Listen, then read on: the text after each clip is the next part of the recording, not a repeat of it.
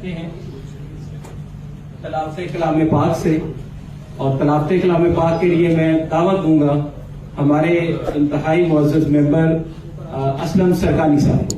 कौमी तराने से हो तो मैं आप तमाम लोगों से रिक्वेस्ट करूंगा कि थोड़ी देर पाकिस्तानी कम्युनिटी को प्रमोट करना है और पाकिस्तान में एक अच्छा नाम बनाना है। और as far as the women are concern, तो हमने दुबई में जितनी भी खवातीन काम कर रही हैं किसी भी शोबे से, उन सबको प्रमोट करना है, वुमेन एम्पावरमेंट के ऊपर काम करना है और इंशाल्लाह इस प्लेटफॉर्म को बहुत आगे लेके चलेंगे। Thank you so much sir. मेहनत और 4 साल में पूरी दुनिया के ओवरसीज पाकिस्तानियों की अनथक मेहनत और उनकी सपोर्ट मेरे साथ शामिल थी, तब ही हम ओवरसीज पाकिस्तानियों के लिए वोट का हक हासिल करने में कामयाब हुए, पंजाब में स्पीडी कोर्ट कायम कराने में कामयाब हुए। तो ये इसके अलावा बहुत सारी ऐसी चीजें हैं जो हमने बाहर दूसरे मुल्कों में इम्प्लीमेंट जिनको करवाया।